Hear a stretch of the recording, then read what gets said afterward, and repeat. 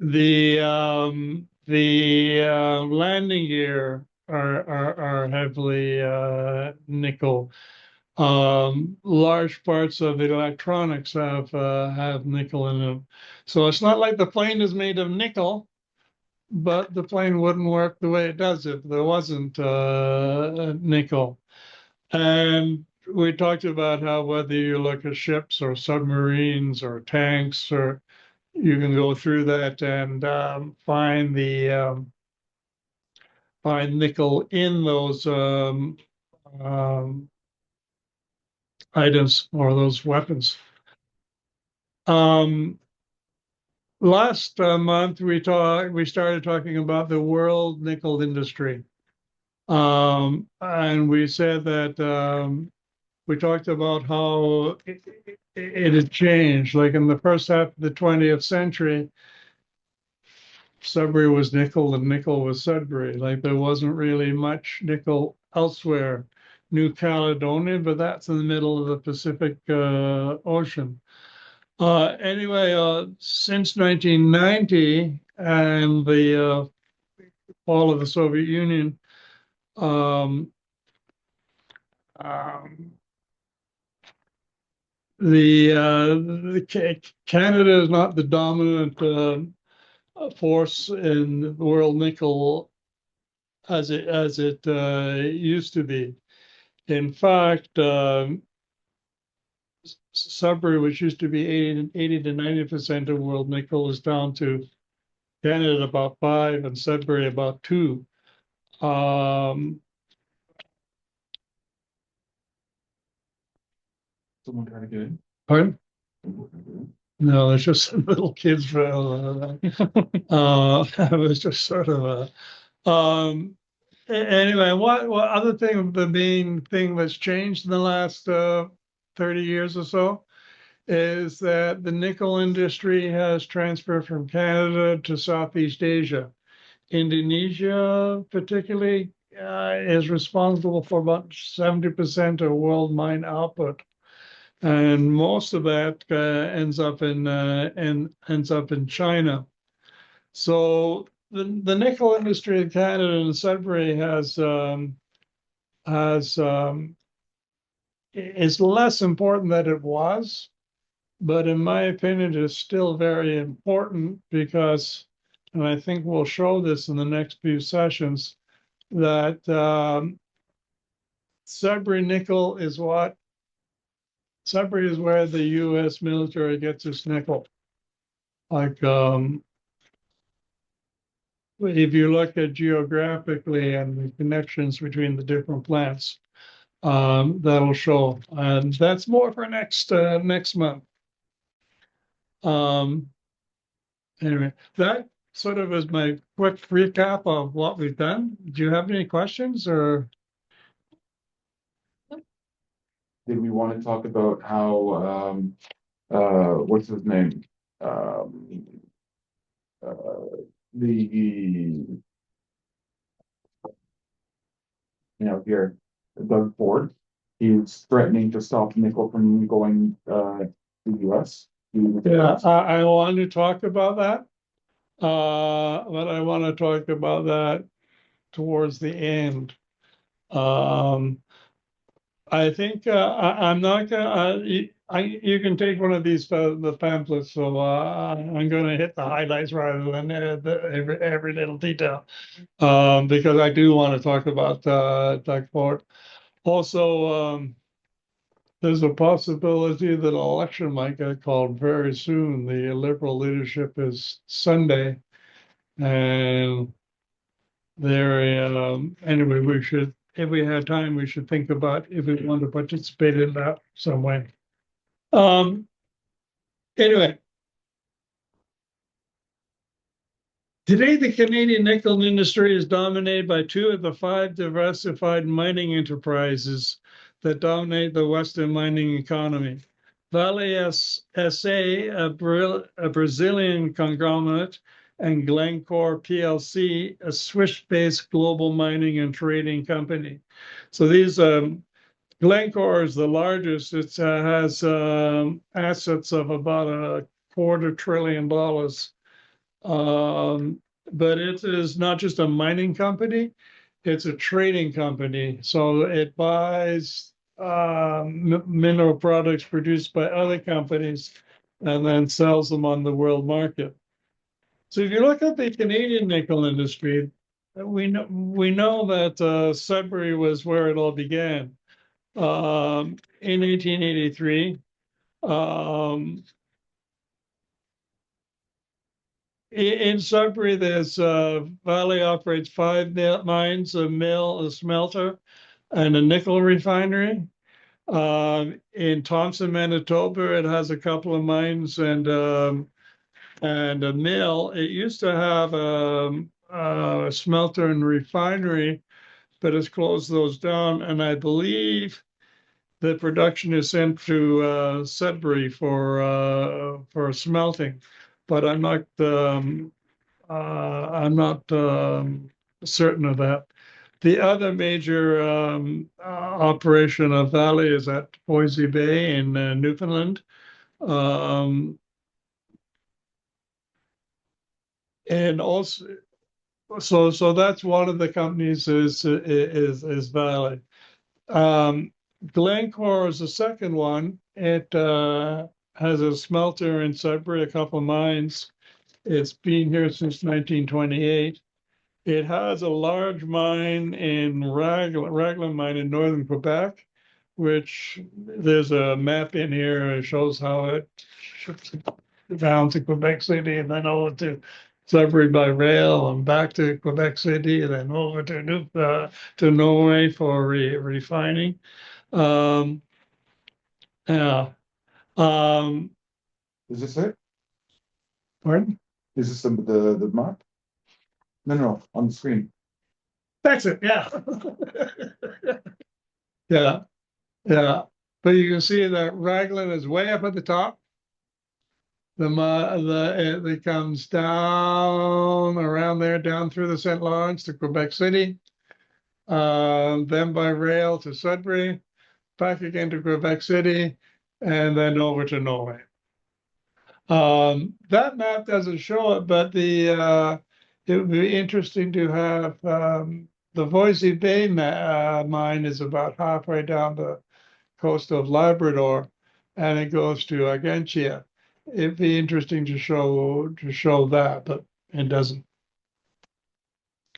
Um, the third major nickel refinery in Canada is Sherritt International in Edmonton. Sherritt used to have a nickel mine in Lynn Lake in northern Manitoba, and they built a smelter there. But like all mines, it ran out.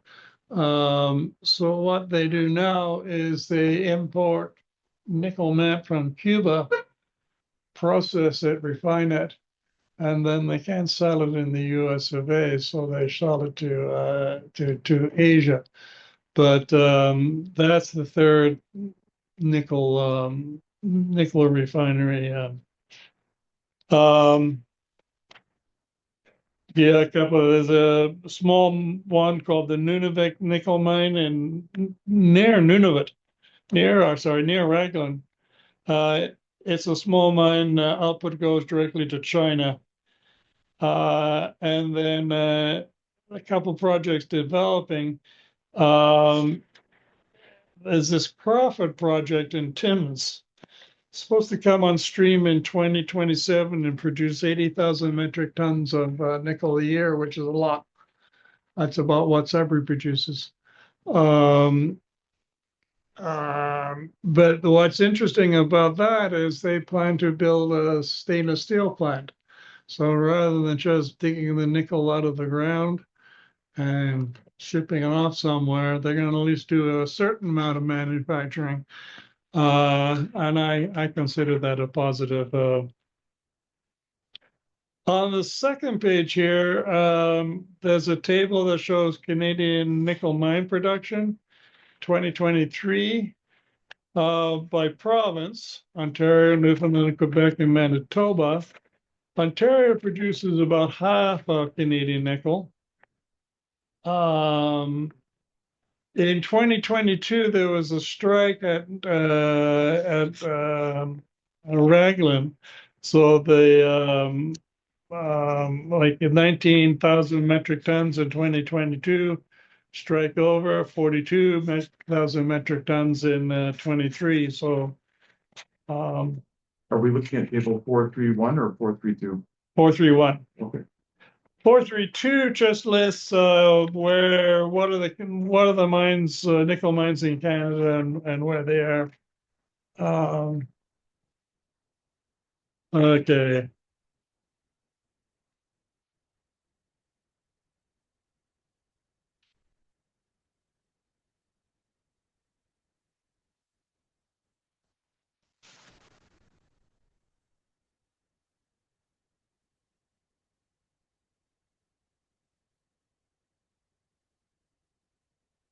The Valley has 4,582 employees, total employees in Ontario, with a payroll of $660 million, producing 58,000 metric tons of nickel and 65,000 metric tons of copper.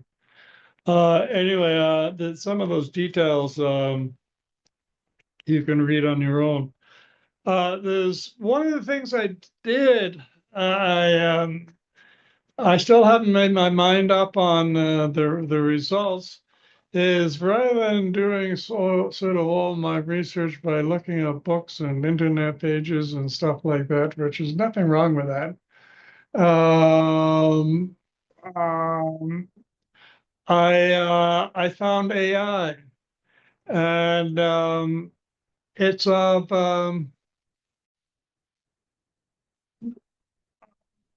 the verdict is out, but I found it was quite good to get a quick overview of the topic.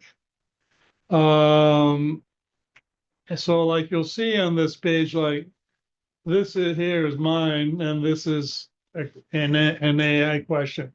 I may eventually incorporate right in, but it's in this form right now. Before we continue, What? I just want to say hi to to the other participants that have joined us, Pedro and Constance Reed. So thank you guys for joining us today. And Allison Reed. Yes. Hello. Thank you. Thank you.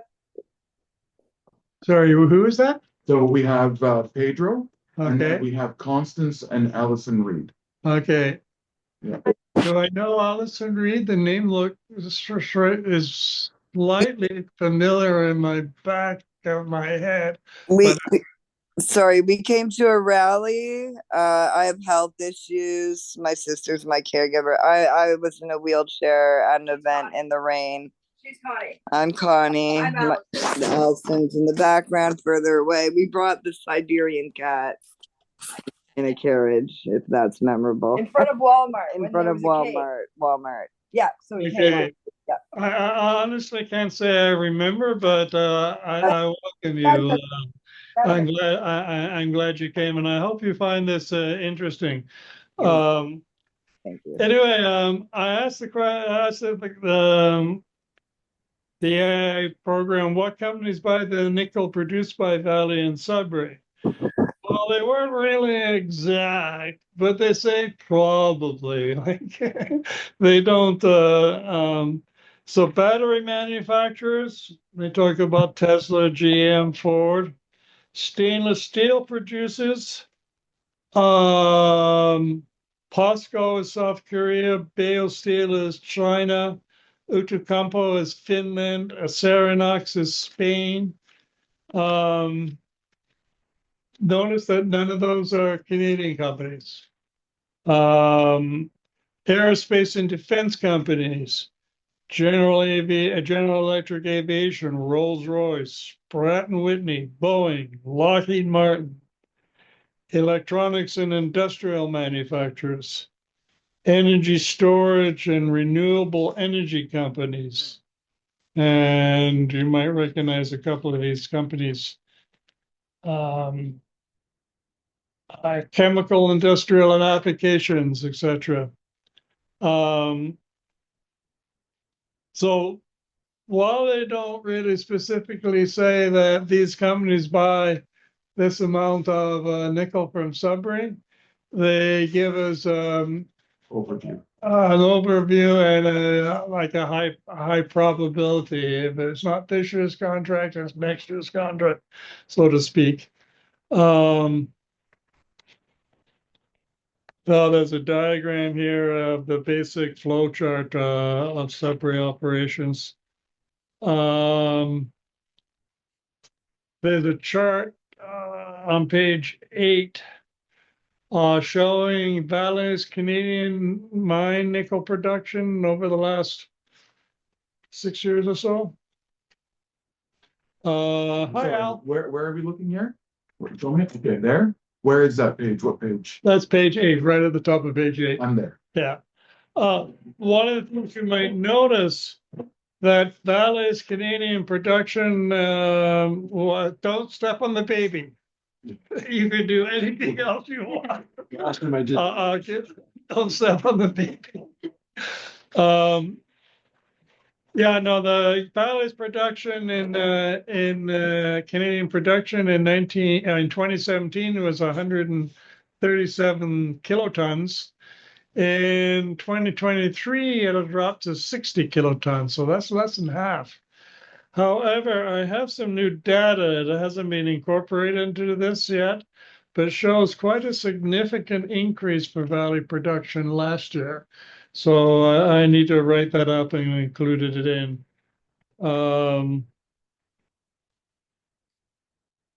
Any idea why that would be? What might account for that? Two things. One, I think they did a lot of maintenance and so like when they're fixing things, they can't make things. And the other thing is they seem to have stopped in the last couple of years shipping this nickel oxide sinter to Clydach Wales for refining. And that whole feed is going into the, as far as I can tell, is going into the nickel refinery in Sudbury because, well, we're down What else 80,000 you tons. gonna do? Pardon? What else are you gonna do with it? Yeah. And the Clydach is being supplied by from Indonesia, from Vale's mine in Indonesia, as far as I can tell. That's a lot further. Pardon? That's a lot further to ship it. That this is true, but like that's not the only consideration that the company has. Like if they have a perfectly good nickel refinery, that's not doing here. Well, they may have changed what they want to do with the nickel because you do different. Pardon? Well, you do different things with the different types of nickel. So it implies that they're making different products there than they were before. Maybe. I don't think so, but maybe. Anyway, I did another what companies buy the nickel produced by Valley at Long Harbor, and we basically got the same list as we got from Sudbury. So It's on the screen. yeah, so they're like anyway, you can look at those again, but it's basically the same list. The one thing that my thesis is that nickel from Sudbury is going into the States, into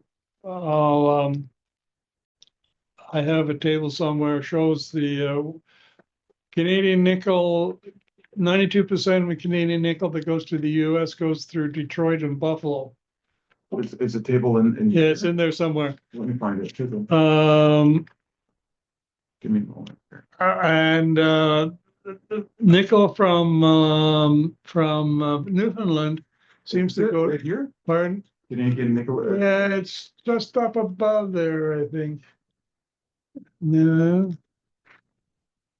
I think I added it in. Help me out here.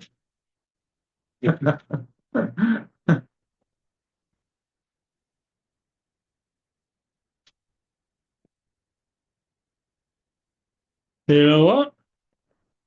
It's not there. Don't worry about it.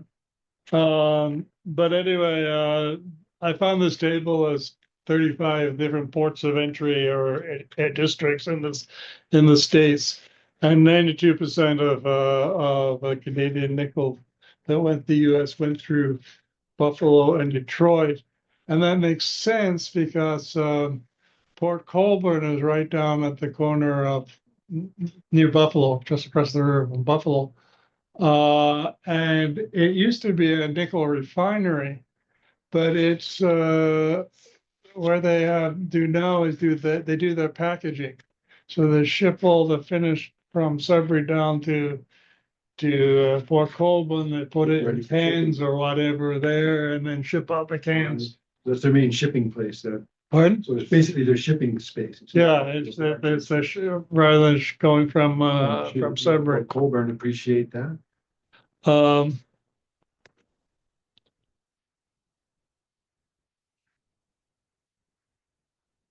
yeah, there's some history on Port Colborne, Right here.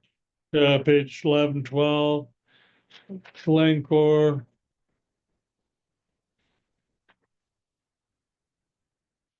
You want to go through that a bit? Nah, Up to you. this is sort of background information, which is useful and we sort of need to know, but I want to get to the key political things.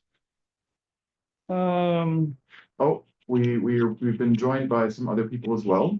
Two viewers on the screen as well from Windsor. Okay, so we have people as far as Windsor.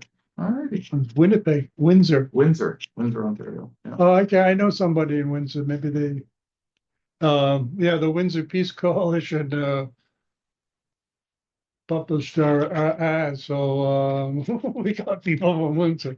Okay.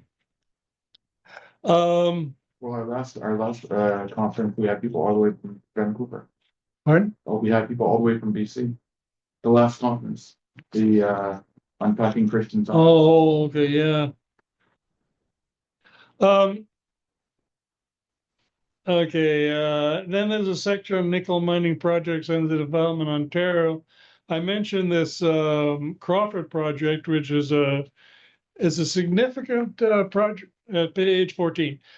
Significant project for Canada because it's the first time we're going to make some stainless steel. Like that's the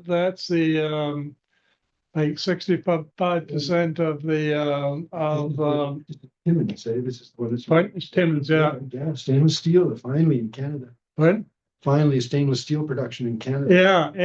No, that's it's significant because back in 1913, just before the First World War, there was a bit of a fight. Well, all the American steel companies wanted the nickel refinery to be in the States, not in Canada. They wanted it close by, not a long way away. And then there was the big fight over the nickel refinery in Port Colborne as a result of the First World War and the Deutschland incident and that.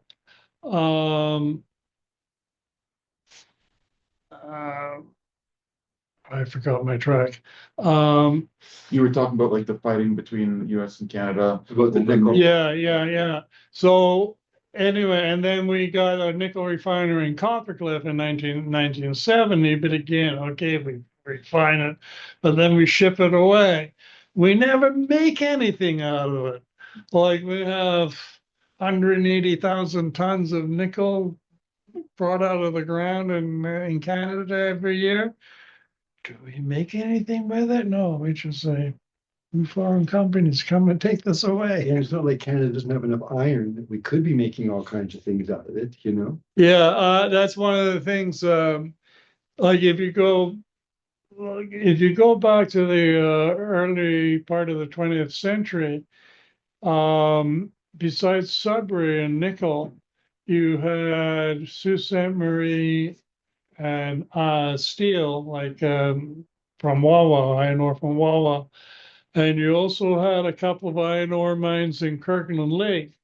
So we had the iron ore basis to, if we didn't just ship it all away and then it's gone, well, we could have used that.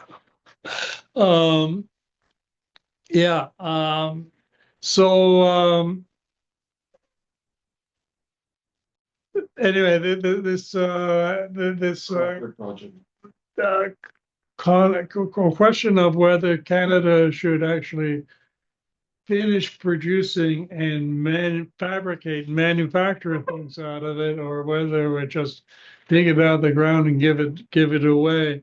And this nickel project in Timmins, if it comes into being, will be a qualitative change. Especially for the north. Pardon? Especially for the Yeah. The Ring of Fire is another potential nickel development in Ontario. It's not. Do they think there might be nickel reserves up there? Pardon? Do they think there might be nickel reserves up there? In the Ring of Fire region, nickel?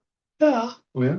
Well, I know about the rare earth metals. Chromite, nickel, copper, platinum group metals, and other critical minerals.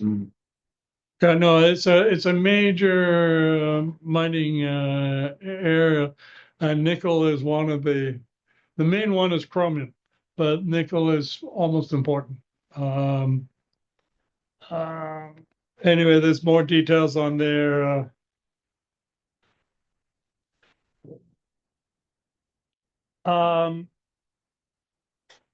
Well, maybe mention, I haven't really got it in here yet now, but the Ring of Fire and critical minerals is one of the things that Doug Ford is trying to sell to the US and promote Ontario as a safe, reliable source of these critical war minerals to the US.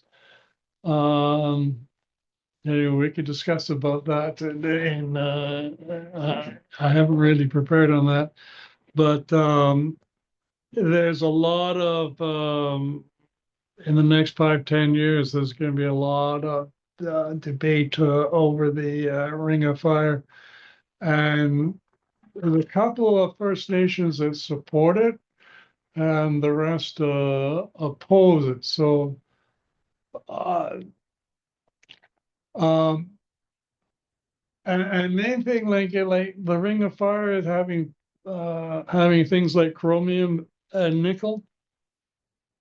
Is there any real need? First of all, there's the difficulties in extracting them, and the need to build this all-season road and other infrastructure. But if those minerals are going to be used for war, do we really want to dig them up right now? Do we have any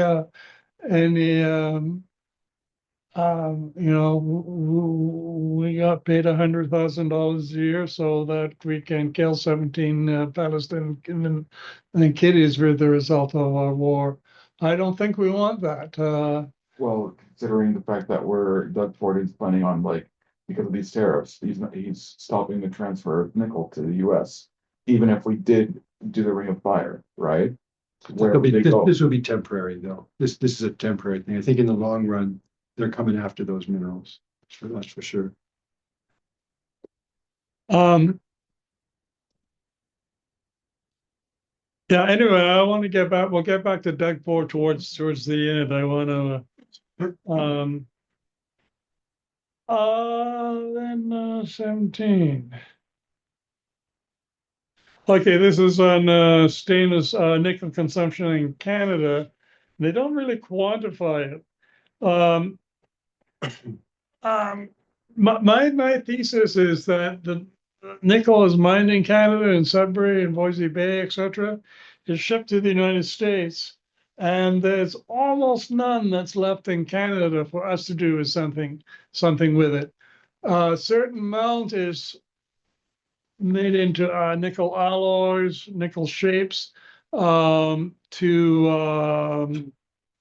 then imported back into Canada. But in terms of going from that mine production, mine mill, smelter, refinery, to manufacturing, where we have a kitchen sink, a medical equipment, Batteries. batteries, yeah. We can't do that. We give it away, and then we rely. Well, we rely on this on the U.S. We're famous for that. We do that with our wood. We do that with all of our stuff. Like we've always behaved like a colony, not like a true nation. Anyway, it gives you a bit of information on the types of production, but stainless steel, it says the largest consumer of nickel globally and in Canada is the stainless steel industry. Yeah. Batteries, alloys, all these things are not particularly coinage. Okay, we make coinage. Coinage is the one item that I know that we make in Sudbury. Does anybody know the coin blank factory out in Walden? They about 1980 or 90 or so. All it does, it builds, it manufactures the coin blanks, like the nickel or the dime or whatever. It makes the sort of little shapes that are not printed. They go to Ottawa to the Royal Mint, and our dimes and quarters and stuff come out of that production process.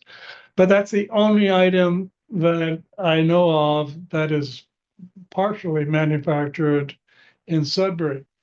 Like Sudbury nickel, 300,000 products worldwide.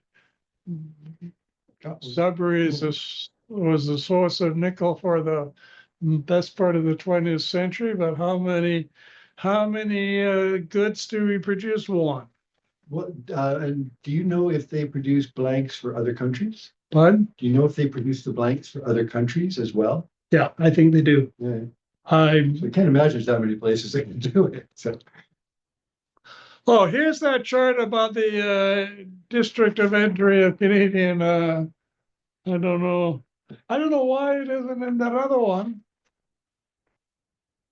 Anyway, but in terms of oh yeah, in terms of the cities or ports of entry, um, average 20 over 5 years, 2020 to 2024.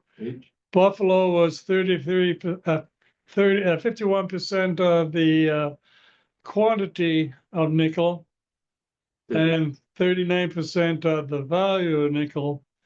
Detroit was Page? What page are we on? 19. If you notice here, like Ogdensburg, New York is not huge, 1.6 kilotons, but the value was 2.4% of the quantity, but 10.5% of the dollar value. Right, 2.4% on the quantity. That's not page 19. Pardon? That's not page 19. What page are you looking 19. The documents are different. at? Okay. Yeah, I don't know. I printed out the wrong one, I guess. I don't know how I managed to do that, but anyway. Anyway, like my theory in terms of Ogdensburg is it is not far from Clayville, New York, which is where a company called HMI Powders is involved that makes manufactures uses the nickel powders to make jet engines. And that's why most of the nickel that's imported is just plain raw, export is just plain raw nickel. And but the powder is more manufactured, so it's worth more. The quantities may have something to do with it too. But this is another very important point I had. If you look at this table, Canadian nickel exports 2023.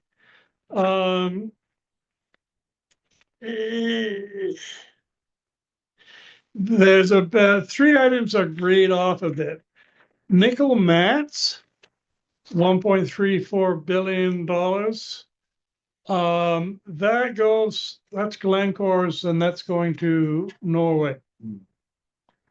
Nickel unwrought, not alloyed, 2.4 billion.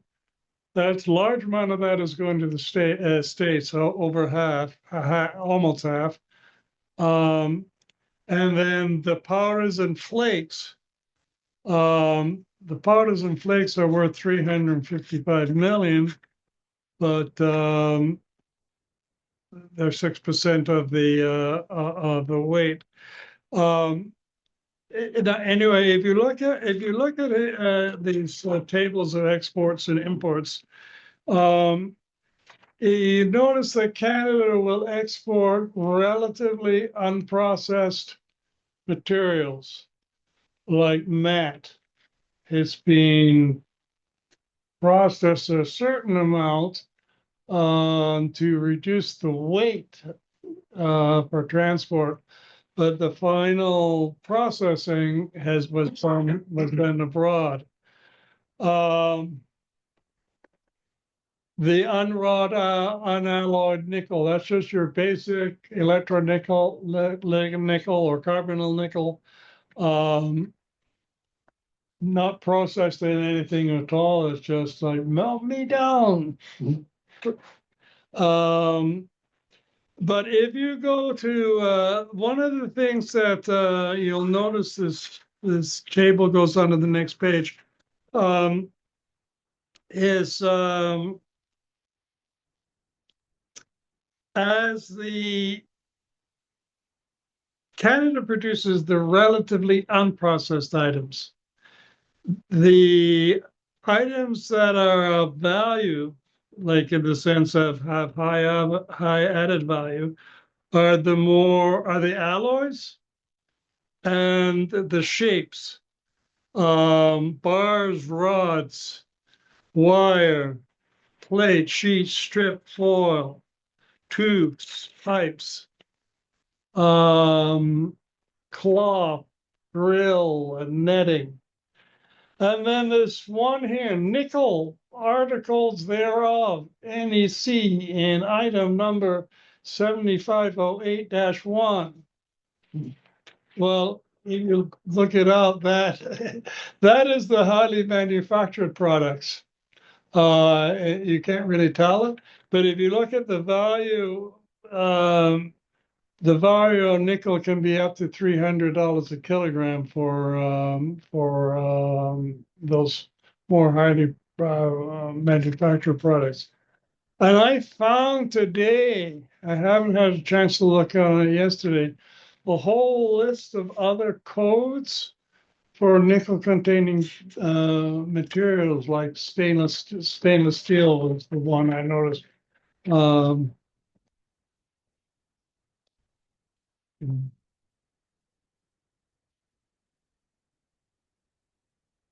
Anyway, that's I need to go through that because that will give me a lot more information about the details of trade. Let's just stop there for a sec. I just want to welcome Brett. Thank you for joining us. Hello.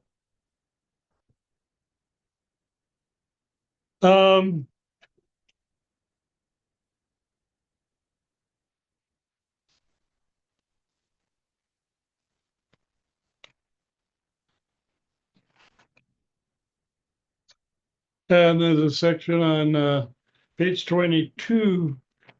Canadian companies involved in nickel powder production and export. Charlotte Valley. Some of these other companies I'm not particularly familiar with. 6K additive.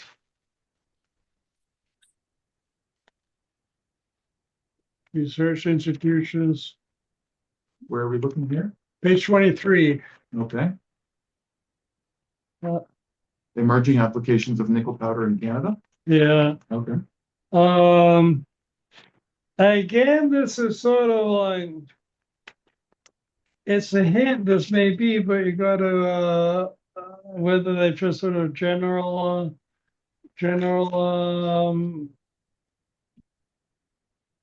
or whether they've, one of the things using this AI is it's not very specific often, it's generalizing.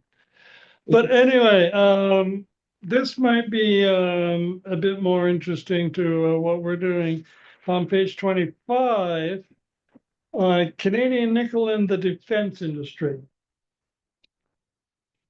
And it talks about how Canada is one of the world's leading producers of nickel, plays a significant role in supplying this essential material to the global defense sector.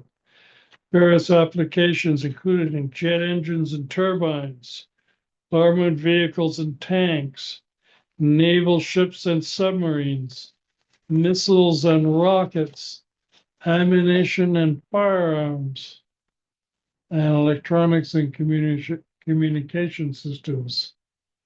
That's sort of like nickel is shipped out to US or whatever company, and this is what's done with it. On page 26, we have Canadian nickel in the defense industry, and like again, like how it fits in domestic use in Canada. Companies like Pratt and Whitney export to allied countries, meaning the U.S.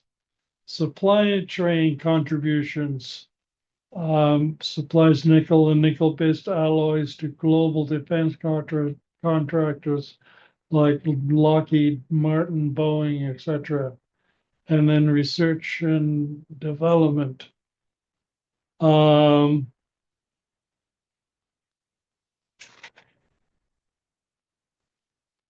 Sometimes I've asked questions and the question was fairly similar to the previous question and the answers end up being fairly similar. I thought I'd eliminated a lot of that duplication, but there's a bit here still. Anyway, there's more information on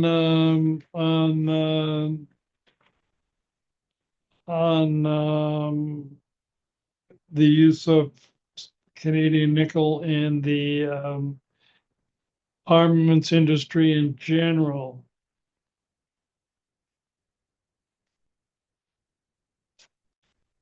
Okay, then I asked what questions involve stainless steel, because this is again like manufacturing after the production of nickel. And they list a couple of companies, Dofasco, Stelco, and Hamilton. Page. 30. Couple of Quebec companies. And anyway, to get information on the amount of stainless steel produced in Canada, I haven't been able to find that information yet. I'm not saying it's not there, it's that I haven't found it. There's a big difference. But when it talks about stainless steel production in Canada, total steel, carbon steel, and stainless steel is about 10 to 15 million metric tons. Only a small portion of this total is stainless steel. So basically, David.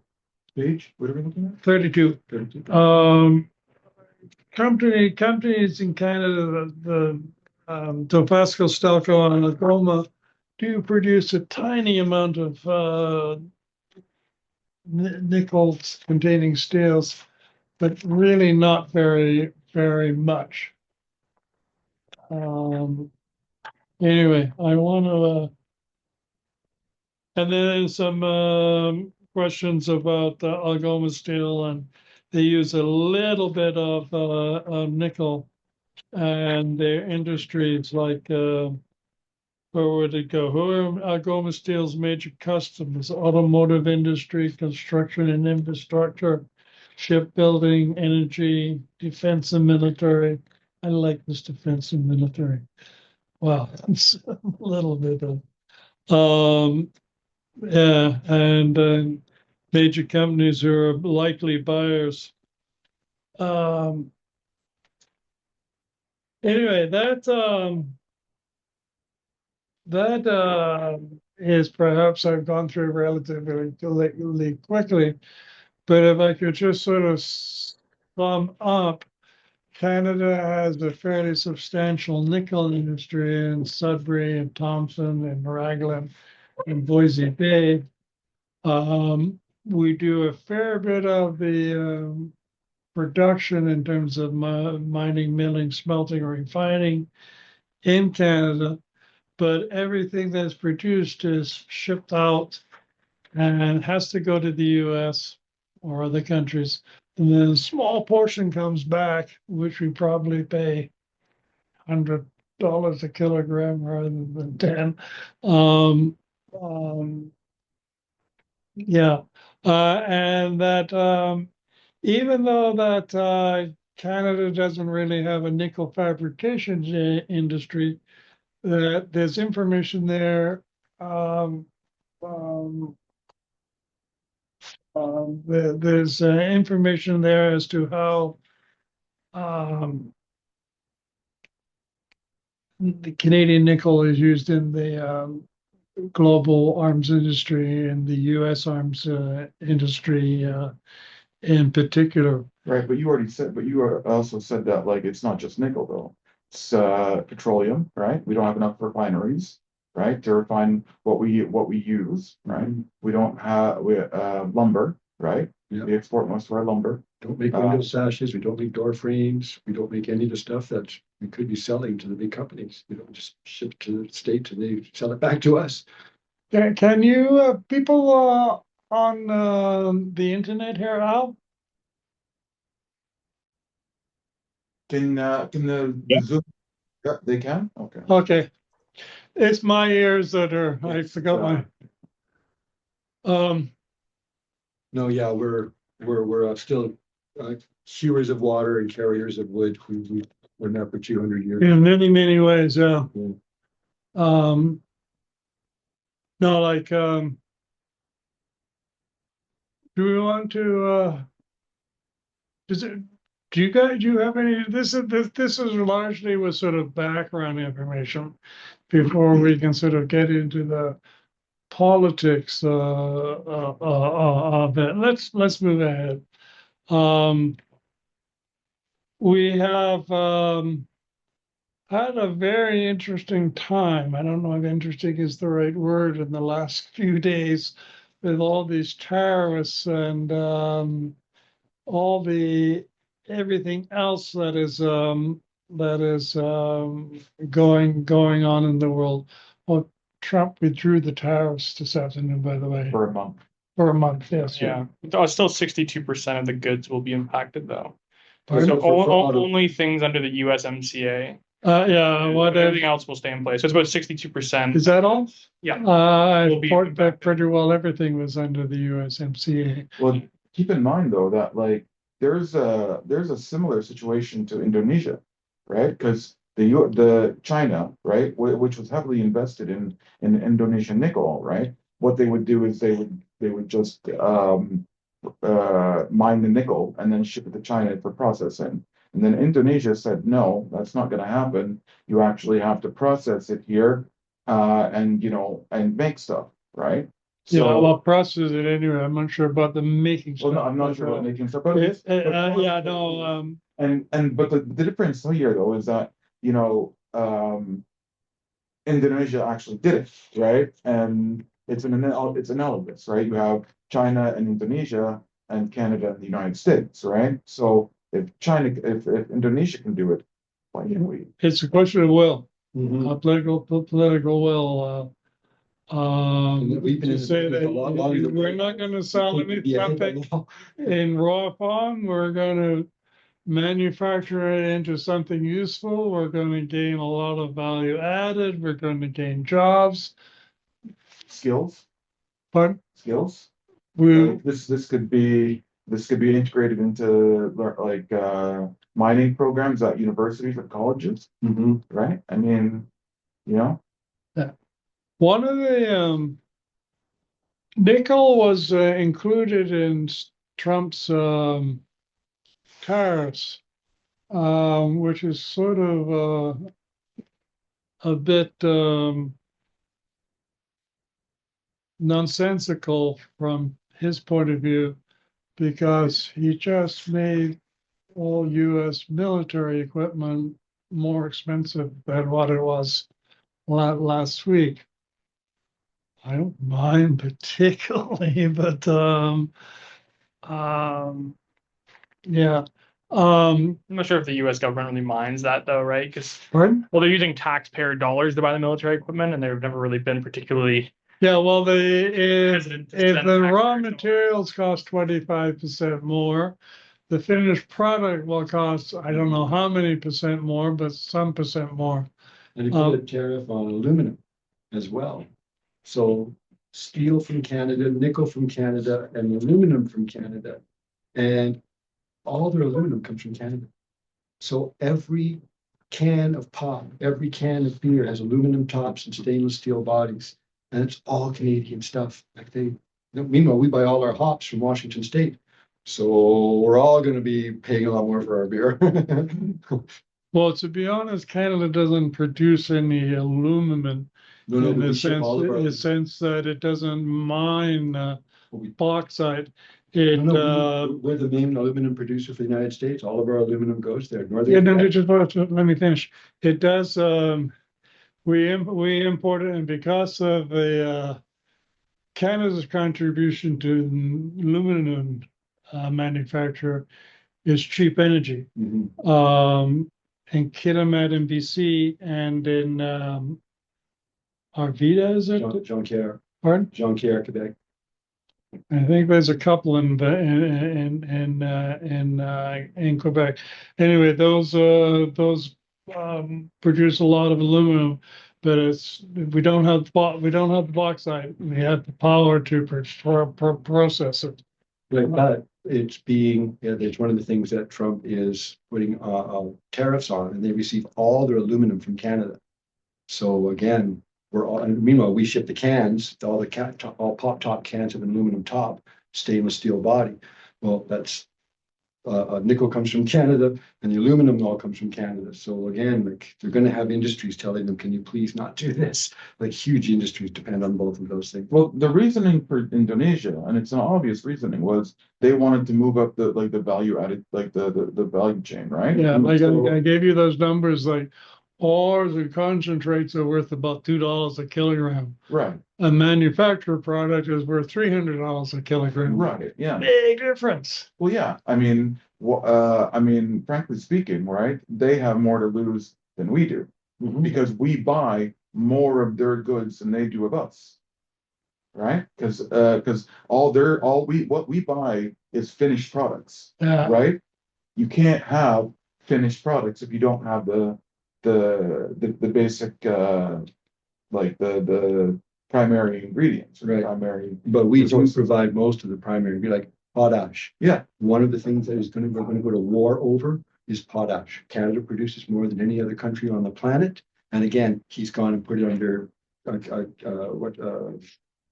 tariffs, and they produce none. All the fruits and veggies in the world require potash. This is one of the reasons why Ukraine is such a problem. They're another big potash producer. fertilizer. That's what potash is made Yeah. into fertilizer. Yeah. So the world is going to go nuts if they don't get our potash. Well, so we'll be able to sell our potash to anybody. You know, if the US doesn't want it, that's one that everybody wants. You know, we've got more of it than anybody. So like, again, they're creating problems for themselves so many ways. So our participants on Zoom, you're more than welcome to join the discussion. If you'd like to jump right in, or if you want to raise your hand and I'll call you, by all means. Yes, I'm sorry.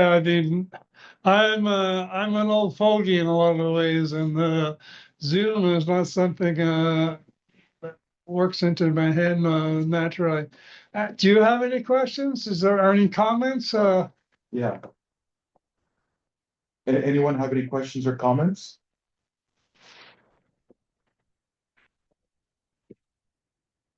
I guess not. No, hold on. Go ahead, Brett. Oh no, I'm sorry. I'm just taking it all in. Okay. And like I said, we're going to be posting this to our YouTube page where we have the other videos as well. Okay, anyway, let's talk a little bit about Trump's tariffs and Doug Ford's response. Oh, hold on. So Constance said the idea of nationalization of our resources is madness in today's politics. The discussion of the present use and history of our resources is interesting. So are you saying that we should nationalize or should not nationalize, Constance?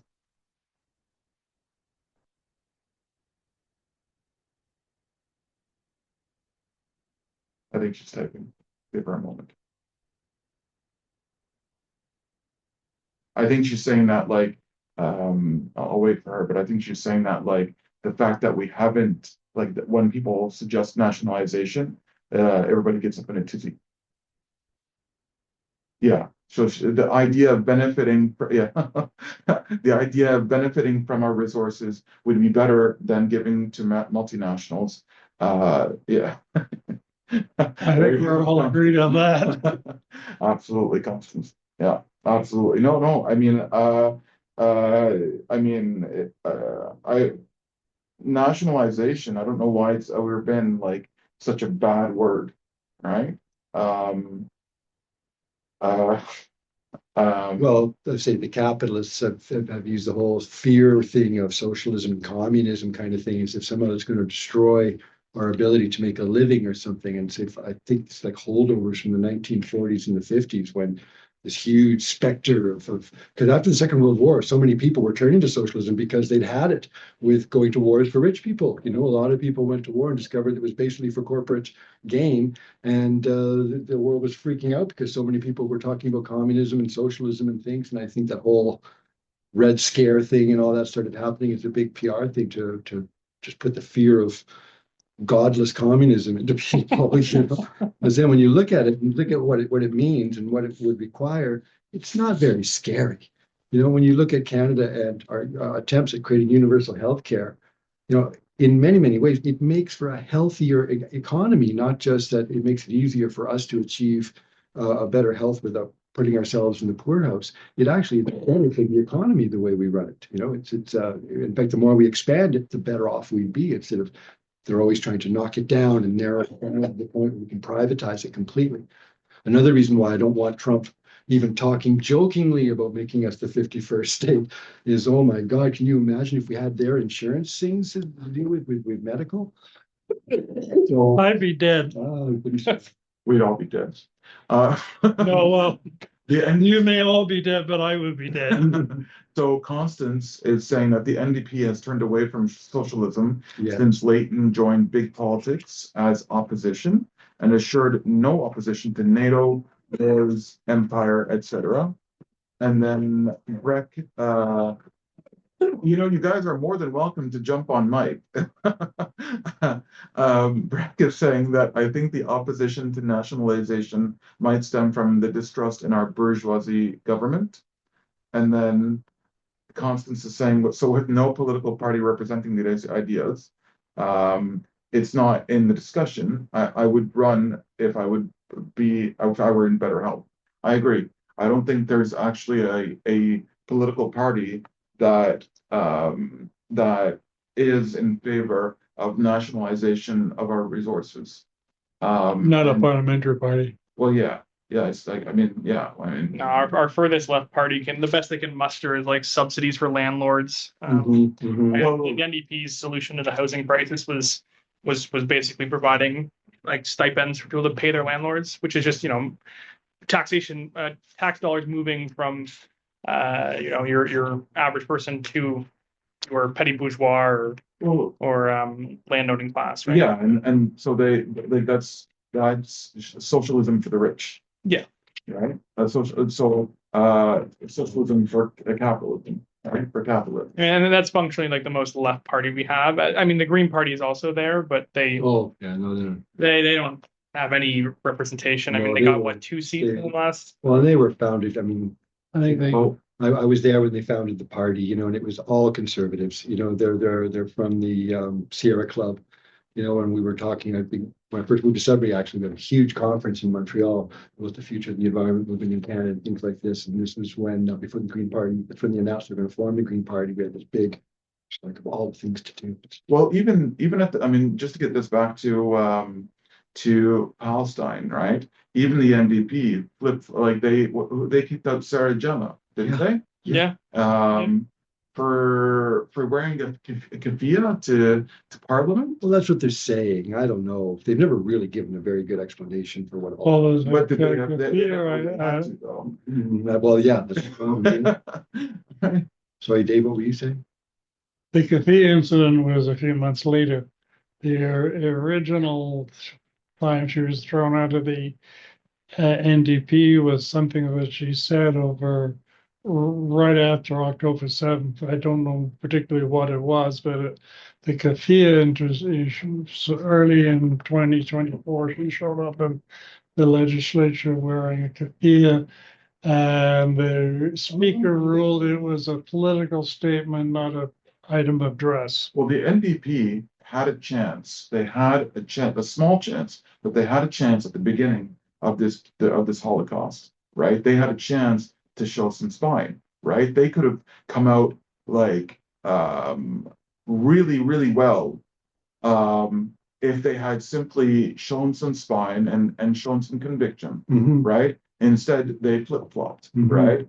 And now, so like, yeah. Well, And that would have given them the opportunity to set some of the terms of reference for the argument, you know, because we kept being called anti-Semites and all these other things and pro-terrorists, and that would have given them the opportunity to cut that off before it started by putting in the terms of reference to say this is how the argument's defined, this is what it represents, and it would have been easier for us to defend those types of things because it would be on the record that this is not about, you know, people's religious ideas. This is about stealing land and being a racist, etc. So, well, yeah, and that's the thing. If they had shown some spine, shown some conviction, right, they would have definitely gotten a bump, right? oh yeah, I do think so. Because, but you know what they did, they basically proved that they're no different than the liberals, and who wants to vote for the liberals. The NDP, we're getting a little bit off topic, but the NDP and its predecessor, the CCF, were part of, they date back to the Second International before the First World War, and the Zionists and the Labor Party in what became Israel. I gotta be careful of my choice of words here. And the CCF, the Labor Party in England, they're all cozy. They weren't. They've never taken a principled stand against Zionism. So Constance is saying that Dmitry, where is it? Dmitry Lascaris wanted to get the green leadership, and I mean, we're touching on like politics, but that's kind of relevant because there's an election coming up. So really avoid it. Dmitry Lascaris wanted to get the green leadership in the real left positions, but May blocked him. He would have won, and then.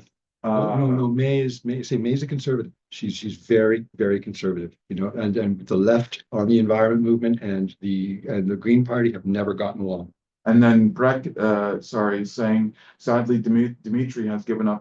Dmitry Lascaris has given up on politics in favor of journalism. And then Constance replied that Singh was basically controlled opposition. If he wanted to stop the weapons, then he would have brought up illegality and Geneva Conventions. So I mean that brings us back. That's a nice segue back to our whole point, which was stopping nickel from being shipped to the United States or being shipped to the apartheid state. I won't you know, give them the pleasure. Let's get back onto this topic of tariffs and Trump and Ford.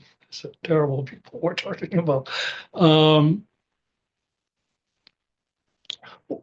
One of the things that, okay, Trump put a tariff on Canadian goods, and then the Canadian government had a reciprocal or response, $113 billion or something of Yeah, yeah. Okay, so what happens? Like, okay, Canada puts a reciprocal tariff, and Trump doesn't like that. He changes it from 25% to 50%, and Canada says, "No, you don't. We're going to go up to 50%." Where does it end?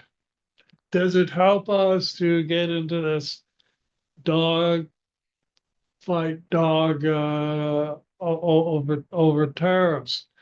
Um, I I think I don't think it does, but I think we need to think about it and have a plan. Like if we cut, stop shipping nickel to the United States, that would be approximately a half of Canadian nickel production. Now, that would be on the surface of it quite a significant blow to the Canadian economy. But what are we doing? We're making a product that is going to be made into a jet engine or an artillery shell or a mine or whatever. Are those are positive things that we want manufactured with our nickel. So if Canada's response to Trump was not just, okay, you say 25%, we say 50%, but to develop, use this occasion to develop a Canadian economy, which is an all-around economy, like which what is missing in the Canadian nickel industry is that nickel alloy and stainless steel manufacturing. Once you have these like all these alloys and stainless steel, you can start making products like maybe a simple one like a kitchen sink, maybe a lot more complicated one like a nuclear reactor, but I'm not in favor of nuclear reactors. So what would happen in Sudbury? Okay, our production is automatically half gone. All this nickel that we're shipping down to Detroit and Buffalo, no more. But we still got the other half going that goes to Europe and Asia and various places. That's a start. That's a something. And if we took right from the beginning, those 2,000 odd people who might lose their job, and immediately had a plan where we built a stainless steel nickel alloy manufacturing plant. Okay, 2,000 people would lose their jobs, but don't kick them out in the street to fend for themselves. With government's support, put them to work if they want. If they want to become a musician or whatever, that's fine. But their job would be to go from mining the nickel to building a stainless steel nickel alloy manufacturing. So we break that barrier between the mining and the manufacturing. That we can just go ahead.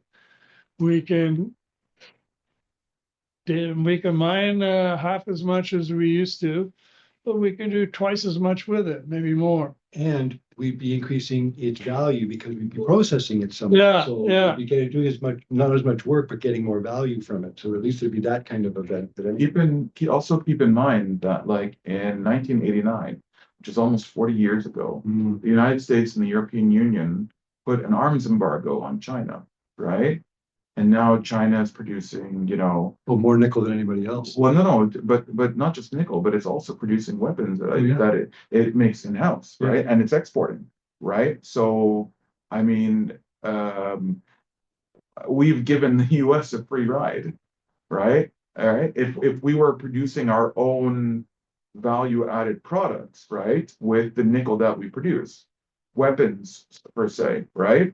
Well, yeah, that's we would have the ability to say where those weapons go to. I'm not a huge fan of manufacturing weapons especially on a big scale. I'm promoting the development of the peaceful manufacturing to produce goods that are for the benefit of humanity, not for one of these things I don't think it was this chapter, but I asked the AI program some questions and yeah, it gave I asked this, and that's what it gave. That's the answer it came up with right away. Well, you could do this, and you could build all these weapons for whatever, and just because that's the nickel's being used to build weapons, doesn't mean that's what we want nickel to be used all the time. We want to get away with that. So, yeah, you have to sort of watch this. That we don't sort of fall into something that is not really what we. No, I agree with you, but I was just pointing out that like they put an arms embargo on China, and now it creates its own weapons, right? Yeah, And the same goes for like anything else, really. If you stop semiconductors, computer chips, right? They're doing the same thing because the European Union and the United States have basically done as much as they can to stop them from importing the equipment to create, computer chips. So it applies to everything. I was just using weapons as an example. Okay. But at the same time, it's nice that we can say that we have all these natural resources and we can use them for peaceful things. But when someone invades your country to get those natural resources to use them for weapons of war, we're going to want weapons of war.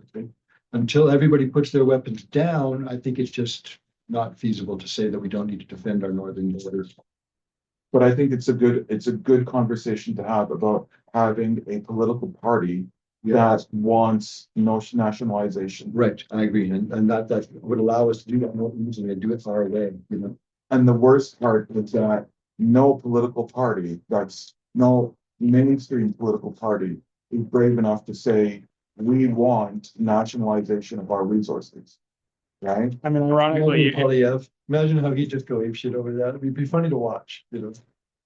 Ironically, if you were to push for a party that wanted nationalization and was doing well or decent in the polls, you would face a greater threat of direct conflict with the U.S. I mean, it has a long storied history of invading or overthrowing by coup or whatever countries who push for that kind of stuff. Yeah, even if they didn't do it directly, they'd arrange it so something would happen. Yeah, I mean, all it had to do is back sort of reactionary forces here, and stuff like that. So timing is everything. Timing is everything.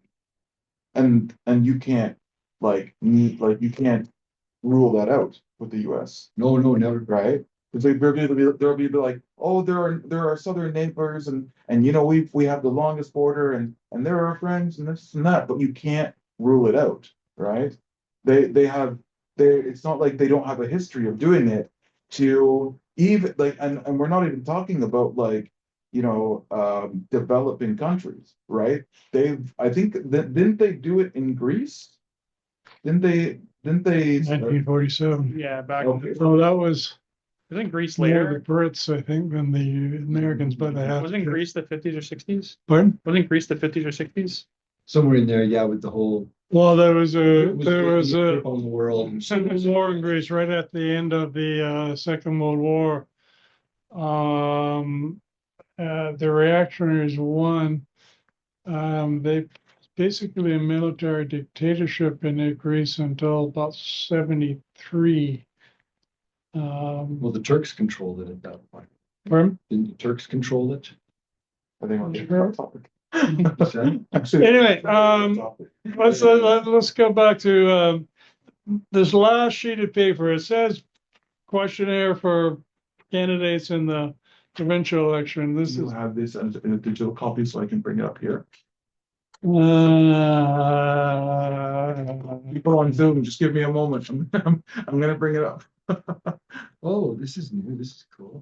Constance is saying, I believe that we need a political party similar to a workers' party or working family due to working class identification as middle class, as if working class is a dirty word that doesn't focus on social issues and that bourgeoisie parties use to divide the populace. I agree. I guess that's kind of, okay. I mean, yeah, there's nothing wrong with that. That's, I mean, essentially what any proletarian person would want, right? Something that actually looks after their needs instead of arguing over silly, dumb garbage. Mm-hmm. Well, I mean, like it's one of those things where like, this whole tariff thing could. Oh, you're saying exactly, indeed. This whole tariff war could actually come out really, could actually be a godsend, frankly speaking. Open things up.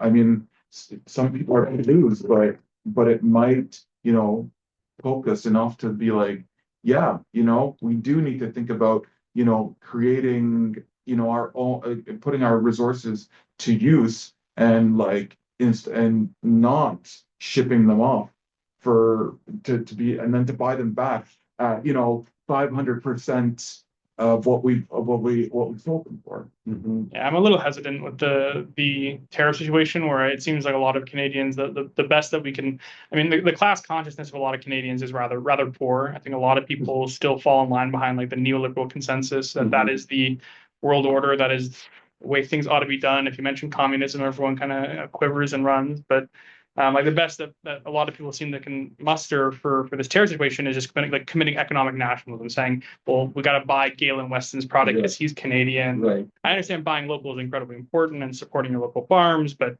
I mean, like buying No Name, for We're example. talking Irving and Loblaws here. Yeah, You like these people? Like they're Canadian, but I don't know if they're. Like if you put me in the 50s and was like, do I want to get bombed by Northrop Grumman or an Avro Arrow? It's You got like the documents called at the end of the day, it's functionally the same thing. Yeah. So Yeah, anyway, this sheet is something I was working on for the provincial election, and for a number of reasons it didn't get done. But there's likely to be a federal election coming along, and I think I would really like to intervene in that through whatever ways we can, through going to all candidates' meetings or writing letters to the editor or putting articles on Facebook or whatever.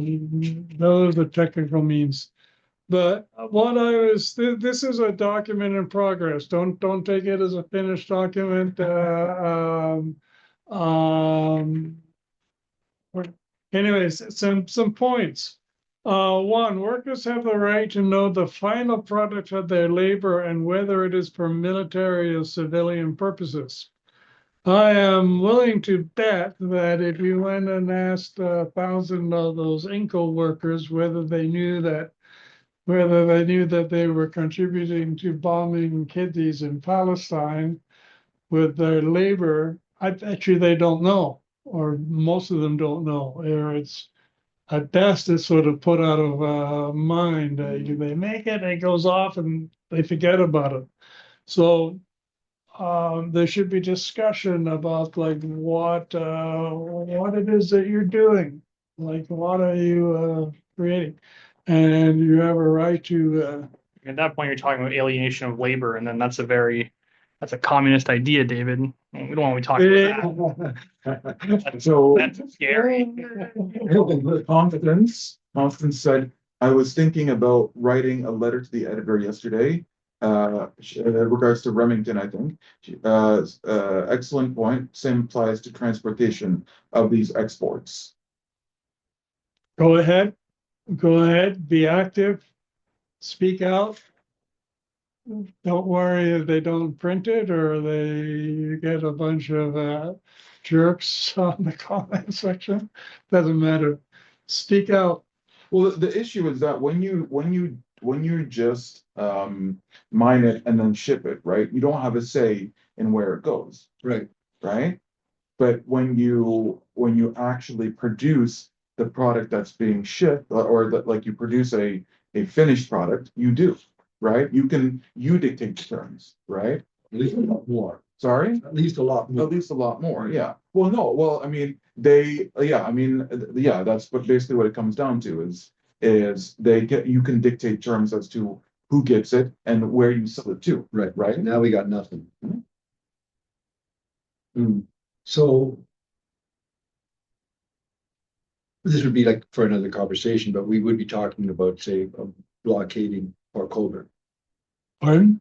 I mean, this would be like another conversation for another time sort of thing, but ultimately what we'd be talking about at some point might be the ability to blockade Port Colborne. Constance is saying that's a great idea.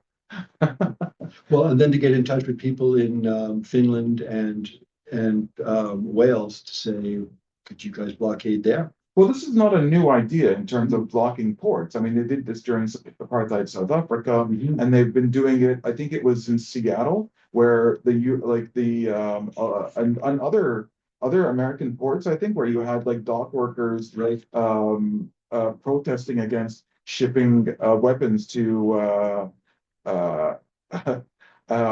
shipping weapons to the apartheid state. Constance is saying, I would love to be the lady in a wheelchair chained to block a roadway. Okay. Yeah, I mean, I thought of that too, and it's I'm not physically in much of a shape to. No, but to say we need ground crew, we need communications. You know, if it's Yeah, not no, organized, it's not just the people point is, chasing the but fence, you know? long before we do something like that, we have to do a lot of work into getting support of the people to support us. We're fine in this room. We will last about 10 seconds in front of that tree. Especially on your first point, I mean, if you were looking to get sort of any sort of information with the final product is going military purposes, the only people who are really going to have leverage on that are the unions, right, or the government, right? And the government. Oh, yeah, we certainly have to be working with the unions. Yeah. I don't want to be stepping on their toes, and I want them to be on our side as much as possible. You know. I know, like the like physically intervening to try to stop. I could come to that, but in the meantime, like before that, we need to, like, if you go and talk to 10 people we need a down the coalition. street, if one has a very vague idea, we'll be doing well. Well, it would certainly be for people from across the country, at least across the province. You know, we can organize that and gather them. From the Zoom chat, they're saying, Allison, this is Constance saying this. Allison, my sister says that my twin said that port workers blocked a shipment at the Oakland port in Tacoma, organized by Seattle. Of course, unions are the way. And the West Shore dock workers are fairly militant. They have a history. Yeah.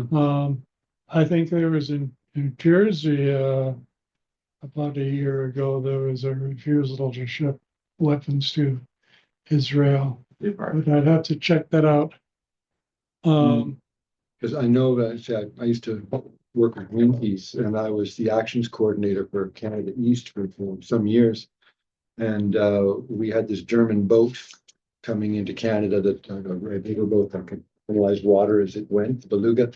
And I had to get all the water samples and figure out where the outfall pipes were and all this, right, and organize the media stuff and everything. And I was the guy who had to do the outboard motor. I wanted to do all of it.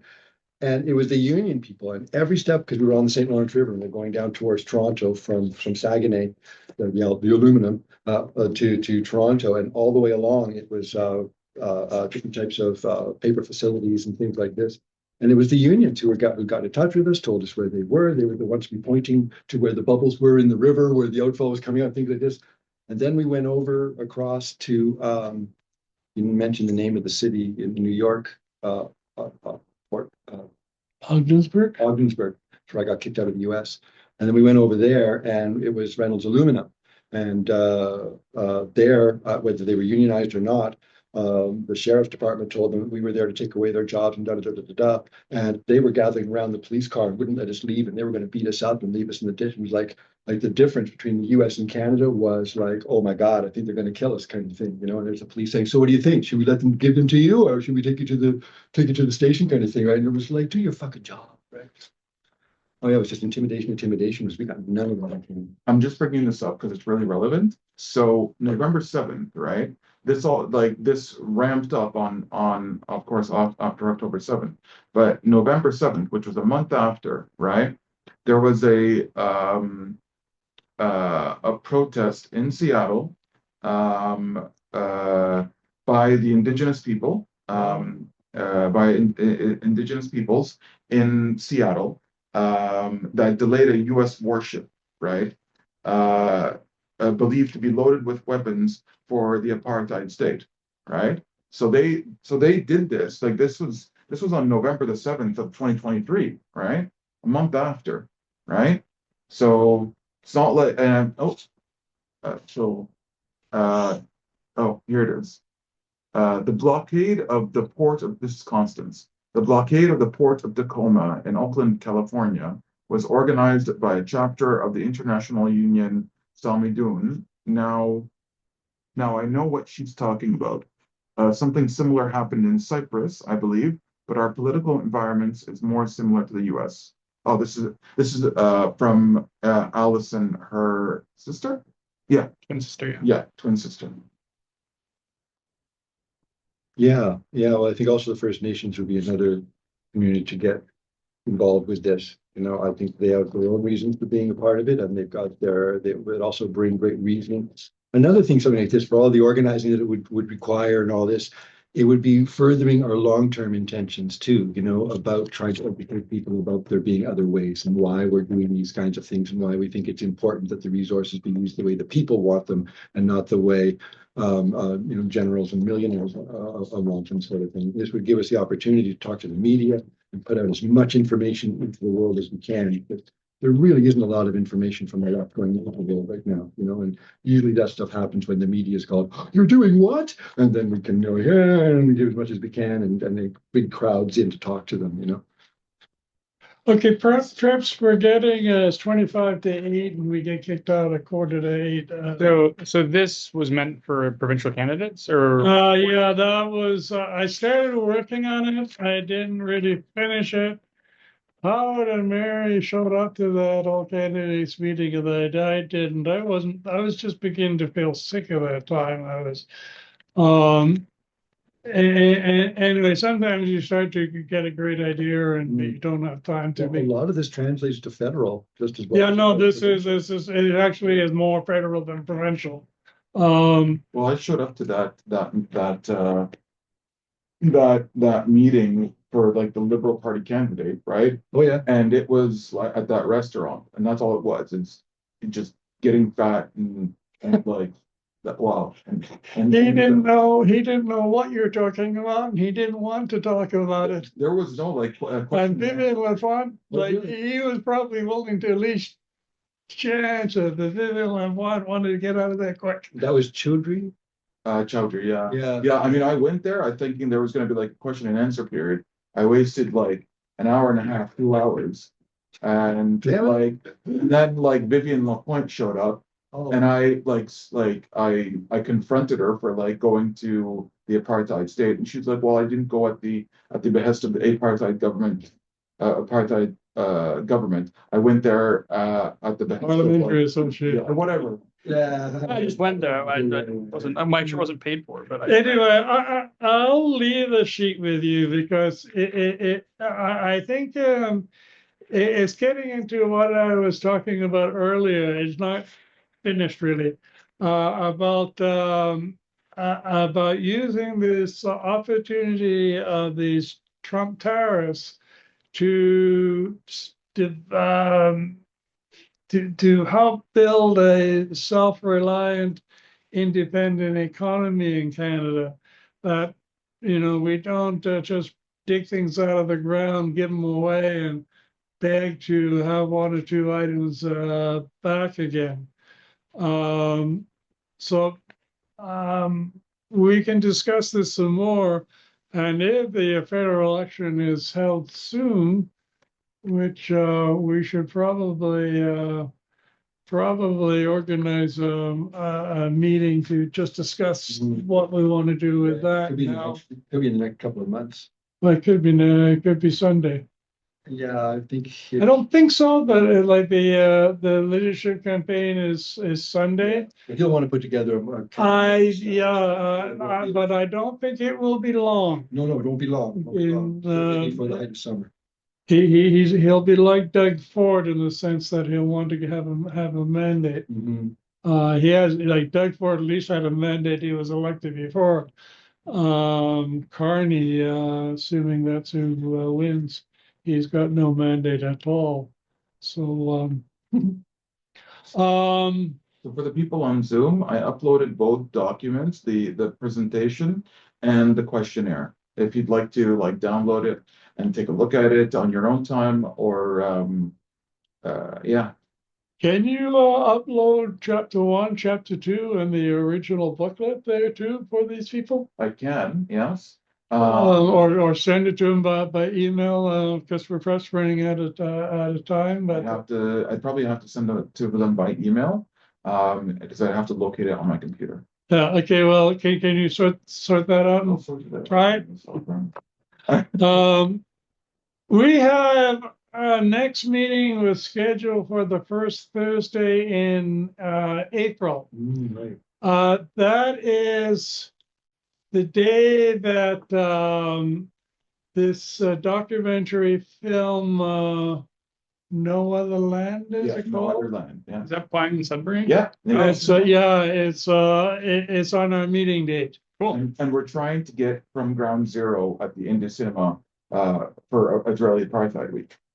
So I don't know if that's a bit touch and go right now, but we don't know if we're gonna get it or not, but we're trying to get from ground zero. Yeah. We're also gonna be doing speakers for Israeli Apartheid Week. We're planning a meeting next week on Wednesday to plan Israeli Apartheid Week. So you're all more than welcome to join us for those on Zoom and for those here. If you're not on the email list and you'd like to be, our email is this. Just a moment. There we go. I think I spelled it right. Palestine Solidarity Sudbury @gmail.com. Yeah. So you can email us, or you can include your emails on in the chat. Just direct message me, or you can just join our social media pages where we keep everyone up to date. And thank you, people on Zoom. Thank you for coming here. Yeah. Except for Emily, I don't know any of you, but that's okay. I thought you were thanking everyone but me. That's what I thought too. I thought you were thinking everyone but Emily. David? No, if that was the way it was interpreted, it wasn't the way it was meant. Anyway, the meeting that we have scheduled for the first Thursday in April, I propose that we move it back 1 week and participate in that No Other Land stuff at India Cinema. And that will also give us some chance to tell people we're having these meetings and see if we can get a couple more people to, Do you think we might be able to set up like a table or something there? Pardon? Think we might be able to set up a table or something? I imagine there? so. At the MD Cinema? Yeah. Yeah, we can do That that. day. We've done that before. Yeah, Because that would be perfect, because they're there because they're interested in. yeah, you're gonna have 50 or 100 people who are interested, not just, like these little booklets and that, we'll sell a few. Well, yeah, and also we're gonna have, for people that don't know, right? I think I informed a couple people, but for people that don't know, we have we just got access to the coloring books that are banned. That's how ludicrous it's gotten. The coloring book is called From the River to the Sea. See, she wants one.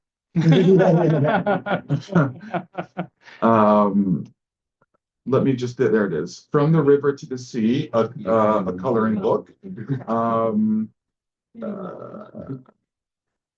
This is what it looks here. Let me share it for the people on Zoom.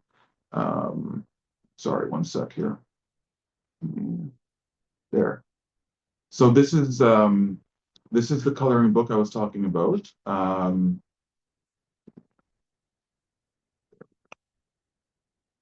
Sorry, one moment here. $18. Well, we're going to be selling it for less, but all the all the proceeds are like they're going to go to what's it called, charity, of course, right? So the Middle East Children's Middle Eastern Children's Alliance, UNRWA, Islamic Relief, basically anyone that's on the ground we donate to. So this is the book right here. Basically, it's an educational coloring book that provides gateway into the story of Palestine. Let me just this is the it was anti-Semitic coloring book. Yeah. Eradicate. Yeah. So That's how you know it's a good one. Yeah, I actually provided it to Emily and her children. It went down pretty well. They really liked it, I think. So like here, it was pulled by a South African bookshop. The illustrator, the one who made all the illustrations, is actually South African, right? His name is, I'm gonna butcher his name, Nathi Ngubane. So I think that's how it's pronounced. And so yeah, there's like it's been censored, it's been confiscated from a Jerusalem bookstore. It's like I said, it's a censored coloring book. Yeah, I agree. Yeah. Something to have the urge to make coloring books. It is 7:45, and I'm a bit surprised that the lady hasn't come to throw us out of here yet. But I am proposing that we call this meeting to an end. Do I have approval to move the meeting for April back to the second week of April so that we can attend the opening of the the land showing? That's a good idea. I think I'll get my things ready and I'll go out and talk to the people at the desk. I've got I got a room booked for April, but the first week. So Constance is saying that the owners of the most famous bookshop in Palestine, according to Ali Abu Nima from Electronic Intifada, were charged by the Zionist entity with encouraging terrorism, I believe, among other charges. And there's she's also saying, Breck is saying, thank you for the presentation. It's our pleasure. And then Constance also says that there's a fantastic interview with Dr. Mads Gilbert, who we actually hosted at Laurentian, way back, like 2014 or 2009 or something like that, about the importance of supporting organizations on the ground And for example, Western organizations causing more trouble than help when visiting due to lodging, food, needs, etc. I can't recall the channel, but it's searchable on YouTube. Breck says, hope to be there next time to meet you all. And Constance says, sounds great for the coloring book. I agree. Thank you, everybody, for coming and participating. I think it was a good session. I hope everybody learned something and got something out of it. If you didn't, we'll never see you again. So, but I don't think that's the case. And I invite you to join us in second week. Your attention, please. The library is closing in 15 minutes. All study rooms and meeting rooms are now closed. Thank you. Oh, that's the library. I thought that was somebody on YouTube or. So just thank you everyone for showing up to our meeting. You're